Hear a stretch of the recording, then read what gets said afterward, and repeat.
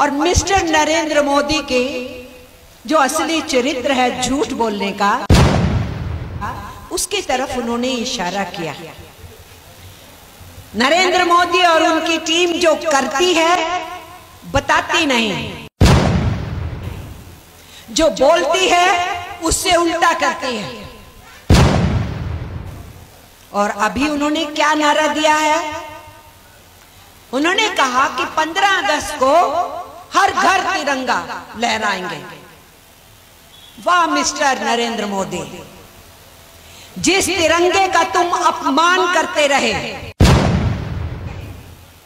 उसकी होली जलाते रहे, उसको पैरों के नीचे कुचलते रहे, क्योंकि वही आरएसएस की सोच थी जिसके आप स्वयं सेवक हैं। आज कुर्सी पे बैठ करके उस तिरंगे के जरिए भी अपनी सियासत करना चाहते हैं। और इसलिए हम इनसे कहना चाहते हैं, कौन है ये लोग? कॉमरेड रामेंद्र ने आपको आह्वान किया है और वो आह्वान पूरे देश के वास्ते है।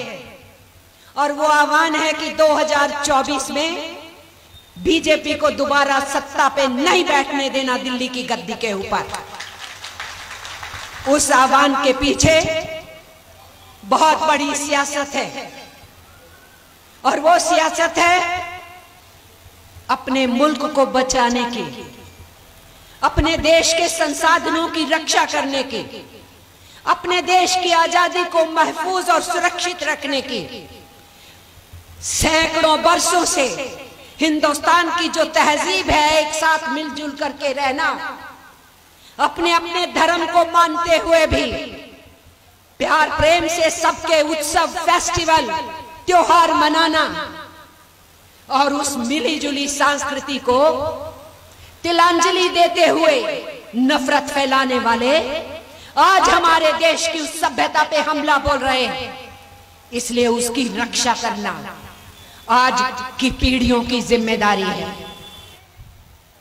तो आज घर घर तिरंगा फहराने की बात करने वालों, सुन लीजिए, आपके गुरु ने कहा हमारी लड़ाई अंग्रेजों से नहीं है। उनसे पूछा गया तो फिर आपकी लड़ाई किससे है? तो हेड गवार ने कहा हमारी लड़ाई मुसलमानों से है, ईसाइयों से है और लाल झंडे से है। इसलिए समझना जरूरी है। कुछ दिन पहले नरेंद्र मोदी ने अपनी पार्टी के कार्यकर्ताओं को एड्रेस करते हुए कहा कि इस देश के अंदर अगर कोई सबसे खतरनाक सोच विचार और विचारधारा है और खतरनाक लोग हैं तो वो साम्यवाद है, कम्युनिज्म है और कम्युनिस्ट लोग हैं। तो नरेंद्र मोदी नई बात नहीं कर रहे, उसके गुरु ने जो नींव शुरू की वो उसी को रिपीट कर रहे हैं। क्योंकि तब कम्युनिस्ट पार्टी 25 में बन रही थी, मैंने एटक का जिक्र किया, वो ट्रेड यूनियन आंदोलन 20 में बन चुका था और मजदूर जगह जगह पे लाल झंडा लेकर के आंदोलनों में कूद रहे थे। और इसलिए लाल झंडा जहां भी कम्युनिस्ट बन रहे थे वो अपना रहे थे और वो बहुत खौफ देता है। याद रखिए, लाल झंडा थामने वालों, ये आरएसएस के डरपोक और कायर लोग आपसे डरते हैं।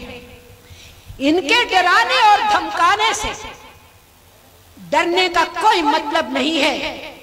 यही हमारे पुरखों ने सिखाया और यही कॉमरेड सत्यनारायण ने अपनी जिंदगी में करके दिखाया।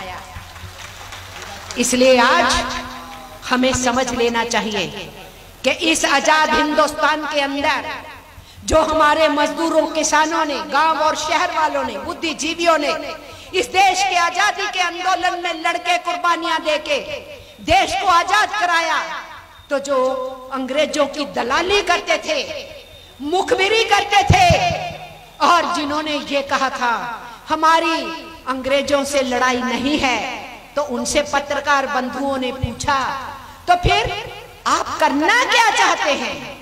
उन्होंने कहा हम हिंदू राज बनाना चाहते हैं। और सावरकर ने 31-32 में किताब छापी। छापी, टू नेशन थ्योरी, और सीधे सीधे कहा हिंदुओं और मुसलमानों को अलग अलग मुल्कों में बांटना चाहिए। अंग्रेजों ने ये बाद में सोचा, लेकिन वो सोच किसने शुरू की? जो दूसरों को टुकड़े टुकड़े गैंग बोलते हैं, इसी भारतीय जनता पार्टी और इनकी मां आरएसएस ने शुरू की हिंदुस्तान के अंदर। और आजादी के आंदोलन के अंदर नफरत फैलाई इन्होंने। जब देश का बंटवारा हो रहा था, दंगे फसादी में कोई कसर नहीं छोड़ी इन लोगों ने। और इसलिए आजाद हिंदुस्तान में जब गांधी जी की हत्या हुई, आरएसएस के ऊपर बैन लगा, प्रतिबंध लगा, तब ये बगलें झांकने लगे। मैं कहना चाहती हूं, अगर कोई शिक्षाविद तो यहां बैठे हैं, कोई उनका हमदर्द हो तो कृपा करके जाके इतिहास में चेक करें। इनके गुरु ने, उस वक्त गुरु गोलवलकर थे, लिख करके माफी मांगी और कहा हम एक राजनीतिक संगठन नहीं है, सांस्कृतिक संगठन है, हमें माफ कर दो और हमारा प्रतिबंध हटाओ। सरदार वल्लभ भाई पटेल की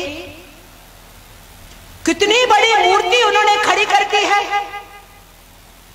वो सोचते हैं इतनी बड़ी मूर्ति खड़ी कर दी, हमारे ही पब्लिक सेक्टर से पैसा लेके जापानियों से मूर्ति बनवा ली और यहां ले आए, और उसको लगाने के बाद ये समझते हैं कि उनके पैरों के नीचे सच दब जाएगा। सच नहीं दबेगा। सच क्या है? सच है कि सरदार पटेल ने गुरु गोलवलकर को चिट्ठी लिखी, आप एक खतरनाक जहर फैलाने वाला संप्रदायी संगठन हो। आपने जो नफरत की आंधी फैलाई, उसकी वजह से राष्ट्रपिता गांधी की हत्या हुई। आपके ऊपर प्रतिबंध क्यों नहीं होना चाहिए? यह चिट्ठी लिख के फिर आरएसएस के ऊपर प्रतिबंध लगाया गया था। कोर्ट कचहरी के अंदर तो बड़ा बचने के प्रयास किए गए, सावरकर ने भी सब कुछ किया, लेकिन नथुराम गोडसे के भाई ने साफ और स्पष्ट कहा कि हाँ, नथुराम गोडसे का आरएसएस से और नथुराम गोडसे का विश्व हिंदू परिषद से, हिंदू महासभा से संबंध था। सावरकर के साथ गहरा रिश्ता था।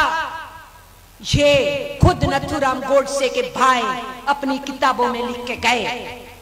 इसलिए हम आपसे कहना चाहते हैं, आरएसएस ने जब माफी मांगी, सरदार पटेल माफी देने को तैयार नहीं थे, वो होम मिनिस्टर थे। किसने कहा कि इनको माफ कर दो? हमारे पहले प्रधानमंत्री पंडित नेहरू ने कहा, देश आजाद हो गया है, शायद ये सीख जाएंगे, गांधी जी की शहादत के बाद ही इनको शायद अकल आ जाए, तो ठीक है, अगर ये माफी मांग रहे हैं तो इनसे प्रतिबंध हटाओ। जिस नेहरू को रात दिन ये गाली देते हैं, उस नेहरू ने ही इनके ऊपर से प्रतिबंध हटवाया था, गुड फेथ में, अच्छे विश्वास में। इसलिए साथियों, ये हमें भूलना नहीं चाहिए।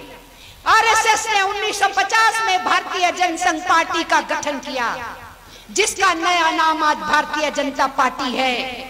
उसका संविधान उठा के देखिए, उसका मैनिफेस्टो उठा के देखिए, उसमें साफ साफ लिखा है, हम धर्मनिरपेक्ष भारत को नहीं मानते, हम इस देश में हिंदू राज कायम करेंगे।